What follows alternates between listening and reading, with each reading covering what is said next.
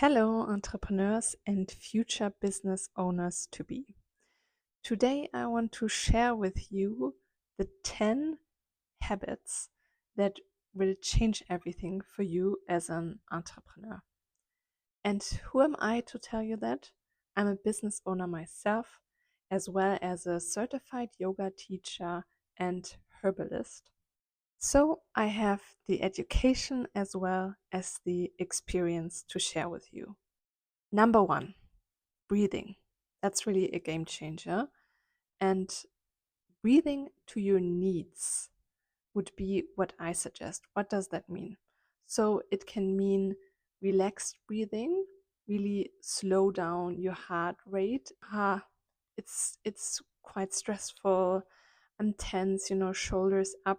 You can really breathe deep into your belly or try different pranayama, which is breathing techniques from yoga, for example, Nadi Shodhana. That would be something. And another breathing technique is the energetic breathing technique when you need energy, maybe in the morning. I always do this so called fire breathing, which is Kapalabhati in Sanskrit. Habit number 2 that I do all the time, and that is super important, is to change your position. What do I mean with that? You should not only sit or stand. That's amazing if you have a standing desk or somewhere at least where you can put your laptop and it's quite an okayish height to work on that in standing. But you should also change into other positions. For example, maybe take a cushion and go on your knees or use your sofa to elevate your laptop to just change your position. You can even lie down on your yoga mat. That's also something that I do sometimes to just change position, let's say every half an hour. If you are in the office, that's of course not so easy. If you work remote or in home office, easy. But if you're in the office, you can maybe at least stretch a little bit. Nobody will think that you are crazy. That's quite normal to stretch a little bit in the office. Or just use the time when you get a coffee or a tea to move. Number 3, talking of tea. Drink enough, that's super important. And yes, coffee and matcha is very welcome, and that's okay. But tea is amazing from a prevention background, which is my slogan. Prevention is the best protection. That is also very important in health. So you can drink herbal tea and adapt the herbs to your needs. That means if you need something to calm down, like with the breathing, you can use, for example, lavender. If you have a sore throat, you can use sage. And if you need something more for energy, maybe with a bit more caffeine, you use green tea or black tea. Tip number 4 is meal preps and in general routine to not get decision fatigue. So that can mean that you prepare your overnight oats in the evening for the next morning as a breakfast. But it can also mean that on Sunday you take the time to cook maybe one big meal that you can use in the next 5 days to mix it up with some other healthy food to create some new meals. But those meal preps and routines of eating will definitely help you to structure your workday, especially if you are just starting, for example, as a freelancer or self employed. Tip number 5, use your breaks in between deep focus sessions to really go outside for a nature walk, especially if the weather is nice, and give your eyes a break. That means don't look at a screen, but really look outside, look far outside to just give your eyes a break. That's very important. Just get fresh air, or of course, do yoga. That's always nice to do at least a little bit of stretching. I will definitely link in the description my favorite yoga channels. Tip number 6 is focus. That means really deep work sessions where you have your mobile phone offline or in offline mode so you don't get distracted from anything. You can use, for example, Pomodoro. That's a technique that I really like. So you just search on YouTube, Pomodoro session, maybe 25 to 5. So you have some nice background music if that helps you to concentrate or to just get in a nice, cozy business owner mood.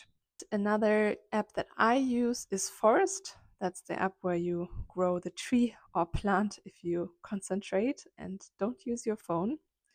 Or in general, get smartphone free zones, especially your work space should, at least for the deep focus sessions where you don't need to read your email or answer anything, be smartphone free.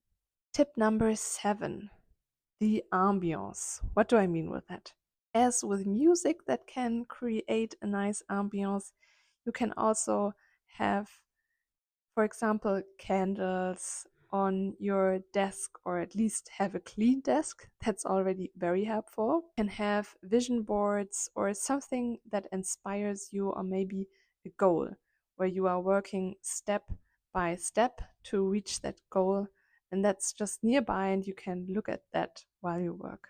Tip number 8 is journaling to reflect the day, especially with a focus on gratitude.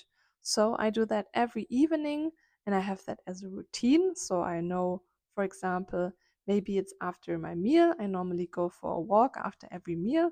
And after that, in the evening, I could do my journaling, or after brushing your teeth, you can do your journaling. So just that you don't have to think about it at this time or after this task. You do your journaling, you reflect on what cost you a lot of energy that day, what can you change the next day that so you will have more energy, or what are you grateful for, what was just very nice, maybe something super small.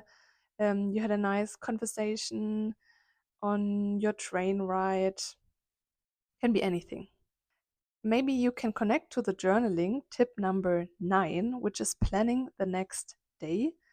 You can really stay the most productive, in my opinion, if you plan your day. Maybe it can be half an hour by half an hour, or deep focus session by deep focus session, but really plan what 3 big tasks you will do the next day. So in the evening, you feel like, yes, I achieved all my goals this day. I feel amazing. And tip number 10, that's like my personal secret tip. Meditation is great. Also, from my perspective as a yoga teacher, there's a big difference between relaxation, which is shavasana, and meditation, which is really concentration and go inside instead of focusing on the external perception of the real world. But like I said, meditation is amazing, but it's not necessary, because you can use the breaks that I was talking about before as your meditation session, especially if you go for a walk without doing anything else, without any multitasking.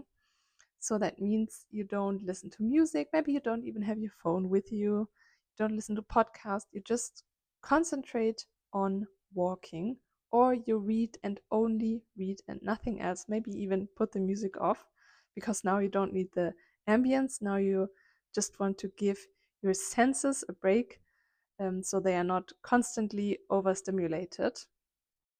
Yeah, so if you have something on your day where you can really concentrate on one thing, it can be cleaning, it can be cooking, it can be anything. That is the secret personal tip of me.